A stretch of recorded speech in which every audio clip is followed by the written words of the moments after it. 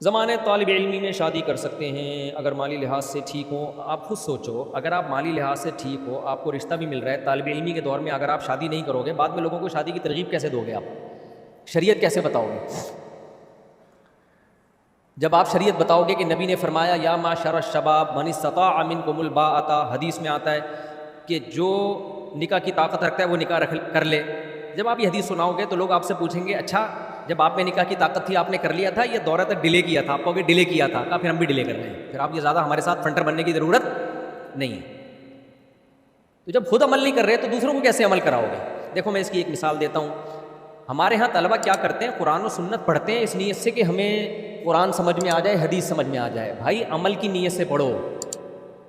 اسلام کو فائدہ جب ہوگا جب آپ عمل کرو گے. آسان مثال دیتا ہوں، حدیث میں آتا ہے وہ شخص جو پیٹ بھر کے کھائے اس کا پڑوسی بھوکا سوئے وہ مومن نہیں ہے. اب طالب علم کے سامنے جب یہ حدیث آئے گی نا تو طالب علم کیا کرے گا؟ جامعۃ الرشید کا طالب علم اس حدیث کی پہلے عربی عبارت پڑھے گا. پہلے کیا پڑھے گا؟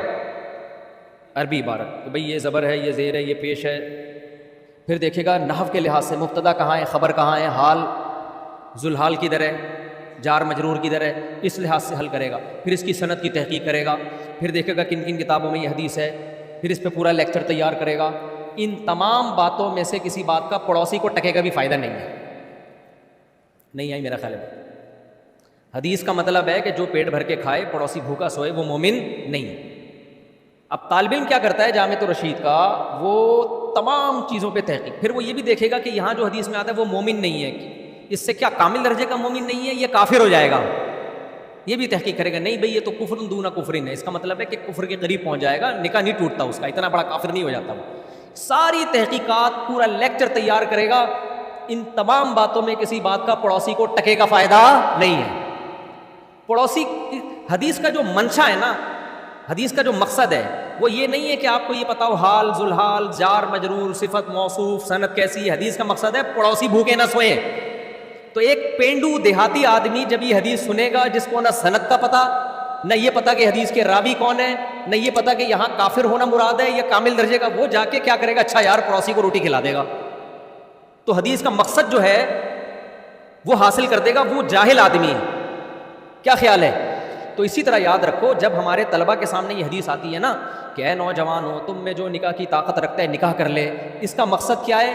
اس طالب علم کو بھی زنا سے بچانا، اس جوان کو. لڑکیوں کی بروقت شادی ہو جائے سوسائٹی میں تاکہ نوجوان لڑکے جب جلدی نکاح کریں گے تو لڑکیوں کی بھی شادی جلدی ہوگی، باپوں کو بیٹیوں کو گھر بٹھانا نہیں پڑے گا، وہ بھی برائی کی طرف نہیں جائیں گی، مینٹلی ہیلتھ بھی اچھی ہوگی، نسل بھی بڑھے گی، خاندان آباد ہوگا. جب گروتھ ریشو بڑھے گا مسلمان قوم پاورفل ہوگی، جوانوں کا ریشو بڑھ جائے گا، بوڑھوں کا ریشو کم ہو جائے گا. تو ہر لحاظ سے امت اسٹیبل ہوگی، کمانے والے زیادہ اور کھانے والے کم. آپ نے کیا کیا؟ ایک عامی آدمی کو جب ہم یہ حدیث سناتے ہیں، وہ غریب آدمی رکشہ چلاتا ہوگا وہ اپنے بیٹے کی شادی کر دیتا ہے کہ کوئی بات نہیں، اس کو وہ فائدے حاصل ہو جاتے ہیں، ان کی بچیاں بھی نمٹ جاتی ہیں ان کے خاندانوں کی.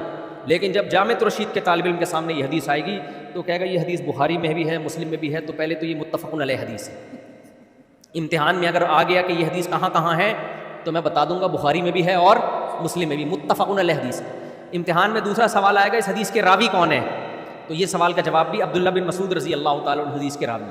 نمبر 3 امتحان میں تیسرا سوال آئے گا من استطاع منکم الباءۃ، جو تم میں باء کی طاقت رکھتا ہے. باء کا مطلب کیا ہے تو وہ بھی بتا دے گا. استطاعت کا مطلب کیا ہے اس پہ بھی پورا لیکچر لکھ دے گا.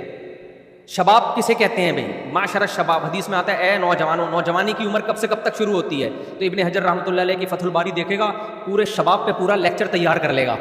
کم بخت کرے گا وہی بڈھا ہو کے شادی، جس سے اس کے خاندان کی لڑکیاں کا بیڑا غرق. اب جتنے طلباء جو دیر سے شادی کر رہے ہیں ان کے خاندانوں کی لڑکیاں بھی دیر سے شادی پر مجبور ہو رہی ہیں کہ نہیں ہو رہی؟ پھر ان لڑکیوں کے باپوں کی بوجھ بڑھ رہا ہے کہ نہیں بڑھ رہا؟ وہ بھی پریشان ہے ہماری بیٹیوں کے لیے رشتے نہیں ہیں. بھائی رشتے کہاں سے آئیں گے؟ آپ اپنے بیٹوں کو شادی نہیں کرنے دیتے کہ یہ پہلے پڑھائی مکمل کریں، تو جو آپ کی بیٹیوں سے شادی کرتے ان کے باپ بھی ان کو شادی نہیں کرنے دے رہے کہ وہ پڑھائی مکمل کریں. بیڑا کس کا غرق ہو رہا ہے؟ لڑکیوں کا بیڑا غرق ہو رہا ہے، اور آپ کا بھی ہو رہا ہے جو برائیاں پھیل رہی ہیں. تو اس لیے میرے بھائی حدیث پر سب سے پہلے جو کام ہے نا، جس کے 100 میں سے 100 نمبر اللہ قیامت کے دن دے گا، وہ ان تحقیقات کے نہیں دے گا. جامعۃ الرشید تو آپ کو نمبر دے دے گا، آپ زبردست لیکچر آپ نے تیار کیا 100 میں سے 100 A+ کے ساتھ آپ دورے میں کامیاب ہوئے. مگر اللہ کے امتحان میں آپ کامیاب نہیں ہوئے. اللہ کہے گا جب تو نے یہ حدیث سنی تھی اسی وقت عمل کا جذبہ پیدا ہوا 100 نمبر, جذبہ پیدا نہیں ہوا انڈا 0. جیسے پڑوسیوں کے حقوق سن کے پوری تحقیق کر لی, حقوق نہیں دیے, اللہ کے امتحان میں کیا ہو 0. اس لیے عمل کو پہلے فوکس کیا کرو.